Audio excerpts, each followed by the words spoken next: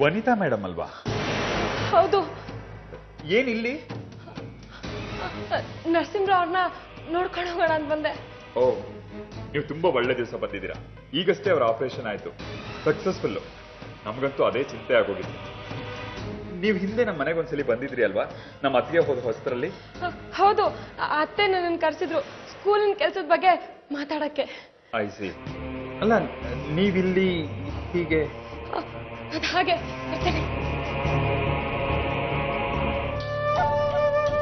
ಈಗ ಉಳಿದಿರೋದು ಅದೊಂದೇ ದಾರಿ. ಸುಮಿತ್ರಕ್ಕನ ಬೆಣ್ಣೆಲಿ ಕೂದಲು ತೆಗೆದ ಹಾಗೆ ಮಾತು ಬದಲಾಗಬೇಕು. ಅವಳೊಬ್ಬನ್ನ ಒಳಗಾಕೊಂಡ್ಬಿಟ್ರೆ ಮನೆಯವರೆಲ್ಲ ತೆಪ್ಪಗಾಗ್ಬಿಡ್ತಾರೆ. ಈಗ ಉಳಿದಿರೋದು ಅದೊಂದೇ ದಾರಿ. ರಾವ್ಗೆ ಪ್ರಜ್ಞೆ ಬಂದಿದೆ. ನರಸಿಂಹ, ಇವತ್ತು ನೀನ್ ಬದುಕ್ ಬಂದಿದ್ಯಾ ಅಂದ್ರೆ ನಿನಗ್ ಪುನರ್ಜನ್ಮ ಕೊಟ್ಟೋಳು ಸಾವಿತ್ರಿ ಕಣೋ.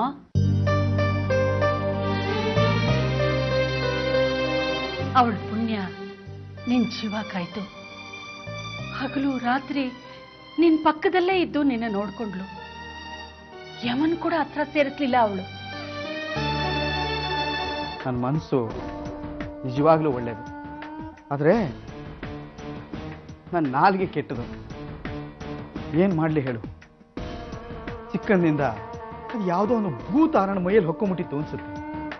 ಅದಕ್ಕೆ ಅದೇನೋ ತಿಂತೀನಿ, ಅದೇನೋ ಕುಡಿತೀನಿ, ಬಹಳ ಅಸಹ್ಯವಾಗಿ ಬಿಹೇವ್ ಮಾಡ್ತೀನಿ. ಕುಡ್ದಾಗಲಂತೂ ಎಲ್ರಿಗೂ ತೊಂದರೆ ಕೊಡ್ತೀನಿ. ನನ್ನ ಬಗ್ಗೆ ನನಗೇ ಬೇಜಾರಾಗ್ಬಿಟ್ಟಿದೆ. ನಿನಗೆ ಮಾತ್ರ ನಾನು ಬಹಳ ಚೆನ್ನಾಗಿ ಅರ್ಥ ಆಗ್ತೀನಿ ಸುಮ್ಮನೆ. ನೀವು ಹೀಗೆ ಯಾಕೆ ಆಡ್ತಿದ್ದೀರಾ ಅಂತ ನನಗೆ ಚೆನ್ನಾಗಿ ಗೊತ್ತು. ಭಾವಂಗ್ ಪ್ರಜ್ಞೆ ಬಂದಿದೆ ಅಂತಲ್ವಾ?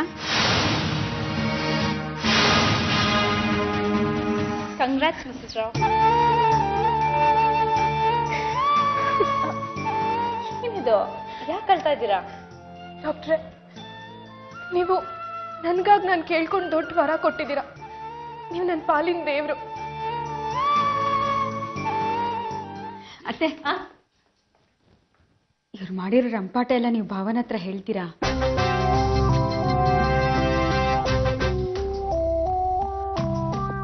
ಅದ್ರ ಬಗ್ಗೆ ನಾನಿನ್ನು ಯೋಚನೆ ಮಾಡಲಿಲ್ಲ. ಅವನು ನಡ್ಕೊಂಡು ರೀತಿನ ನಾನು ಯಾವತ್ತೂ ಕ್ಷಮಿಸೋದಿಲ್ಲ. ಇಲ್ಲಿವರೆಗೂ ನಡೆದ ಯಾವ ವಿಷಯನೂ ಅಣ್ಣನವರೆಗೂ ಹೋಗದಿದ್ರು ಒಳ್ಳೆಯದು. ದಯವಿಟ್ಟು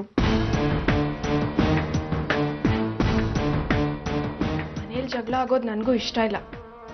ತಿದ್ಕೋತೀನಿ ಅನ್ನೋದಾದ್ರೆ ಆಗಬಹುದು. ಆಯ್ತು ಹೊತ್ತಿಗೆ, ಅದೇನು ಹೇಳಿ, ನೀವು ಹೇಳಿದ್ದೆಲ್ಲ ಪಾಲಿಸ್ತೀನಿ.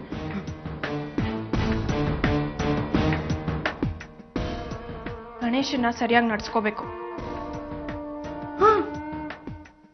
ಅಮೃತ ಮತ್ತೆ ನರಹರಿ ಅಣ್ಣನ ಜೊತೆ ಜಗಳ ಆಡಬಾರ್ದು. ಅತ್ತೆಗೆ ಗೌರವ ಕೊಟ್ಟು ಮಾತಾಡ್ಬೇಕು. ದೇವರಣಗಳು ಕೆಲಸದವ್ರನ್ನ ಅವಮಾನ ಮಾಡಬಾರ್ದು.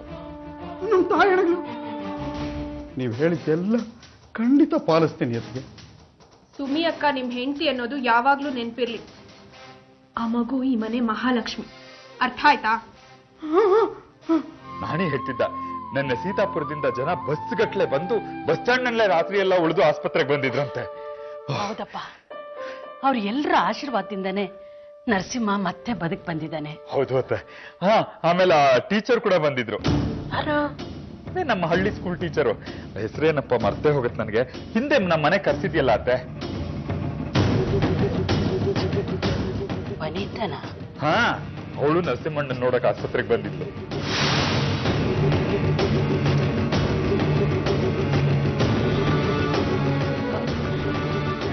ನಿನಗ್ ಸರಿಯಾಗಿ ಗೊತ್ತಾ ಅವಳೆ ವನಿತಾ ಅಂತ? ಹ್ಞೂ ಅಂತೆ. ಈ ಲಕ್ಷ್ಮಿ ಅಂತಿಲ್ವಾ ಅಣ್ಣನ್ ನೋಡ್ಕೊಳ್ಳೋ ನರ್ಸು, ಅವಳು ದೂರದ ಸಂಬಂಧಿ ಅಂತ ಇವಳು.